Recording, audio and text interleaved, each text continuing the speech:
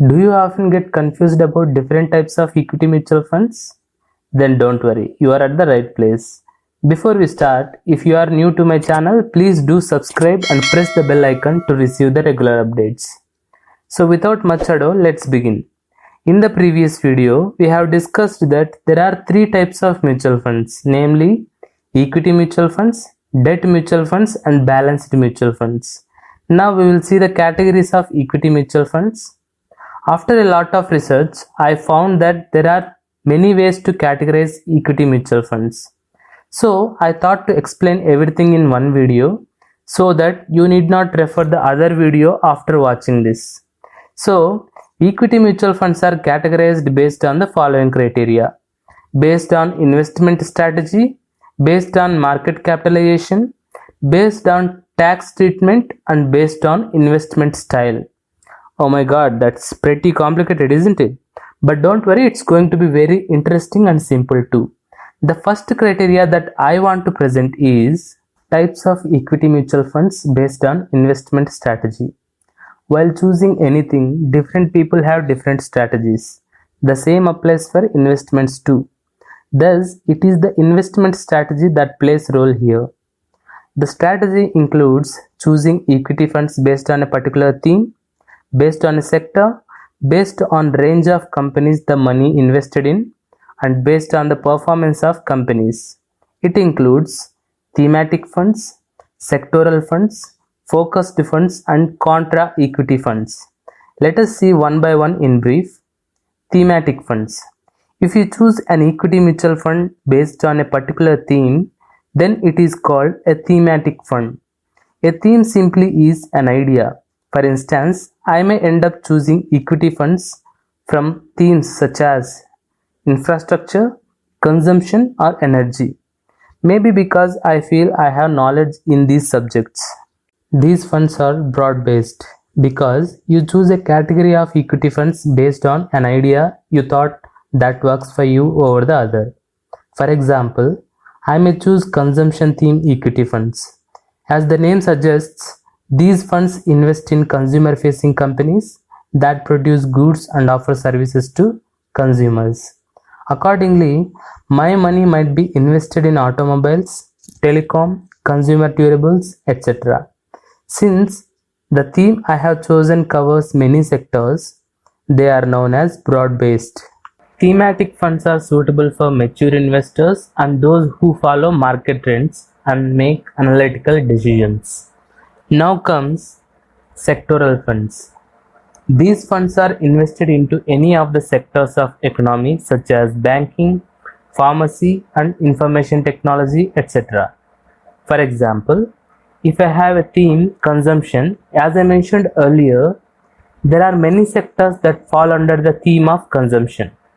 One such sector is automobiles. If I choose my money to be invested in automobile sector, since I have invested my money by choosing sector rather than a theme as mentioned before, this is called a sectoral fund. If chosen wisely, these funds have potential to generate higher returns. The next category is focused equity funds. Money from investors in mutual funds is usually invested in different types of assets. That's why this type of investment is called a portfolio investment. Usually money from all the investors is invested over 100 companies. But when it comes to focused equity funds, they only focus on best performing assets. Therefore, these funds mostly hold their positions in roughly 20 to 30 companies or even less. As they focus only on a few sectors, these are called focused equity funds.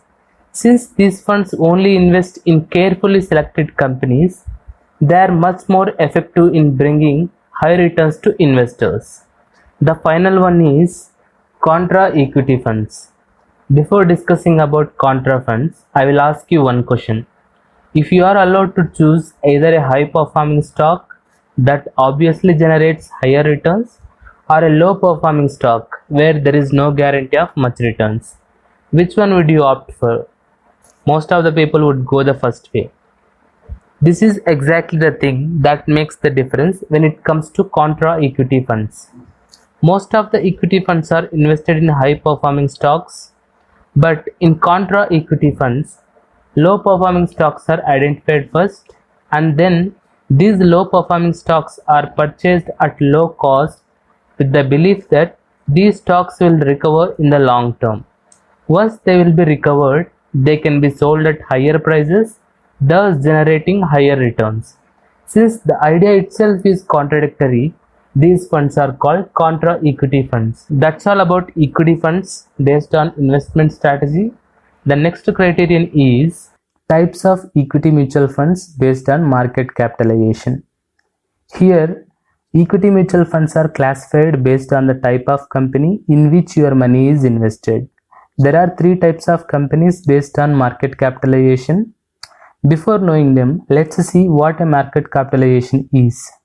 Market capitalization is the worth of a company determined by the stock market. Usually it is calculated as number of shares multiplied by the present value of each share. For example, if your company has 1000 shares worth 6000 rupees each, then the market capitalization of your company is 6000 multiplied by 1000, that is equals to 60 lakhs. So market capitalization of your company is 60 lakh rupees or 6 million rupees. Based on market capitalization, there are the following categories of companies: large cap companies, mid cap companies, and small cap companies. Based on whether your money is invested primarily in which of these companies, there are following types of equity funds: large cap funds, small cap funds, mid cap funds, multi cap funds, and diversified equity funds. The advantage of choosing equity mutual funds based on market capitalization is we can determine the possible profits and risks associated with these funds. For instance, large cap companies are usually risk free. So, ensuring your money invested in large cap companies makes your money safe. Now, we will discuss about each category separately. Large cap funds. Large cap funds are equity funds that invest their money in companies with large market capitalization. Usually, large cap companies fall in the top 100 of the list of companies according to the market capitalization. The advantage of investing in such companies is there is lower risk associated with them compared to mid cap or small cap mutual funds. Second one is small cap funds. Small cap funds are usually invested in companies that are ranked after top 250 companies in the list according to market capitalization. In simple words, these funds are invested in all companies except top 250 companies according to market capitalization. They are best choice for those who expect higher returns. Next comes mid cap funds. As large cap companies are top 100 companies based on market capitalization, while small cap companies are companies ranked after top 250. In the same way, mid cap companies are companies that are ranked from 101 to 250 based on market capitalization. So, if your money is invested in mid cap companies, they are called mid cap funds. They lie between small cap and large cap funds. Accordingly, they offer more returns than large cap funds and are riskier compared to them. And at the same time, mid cap funds are less risky than small cap funds and offer lesser returns compared to them. Multi cap funds. If the money is invested in companies, irrespective of whether it is a large cap, small cap, or mid cap company, then such funds are called multi cap funds. They are less risky compared to mid cap funds and small cap funds. Diversified equity funds.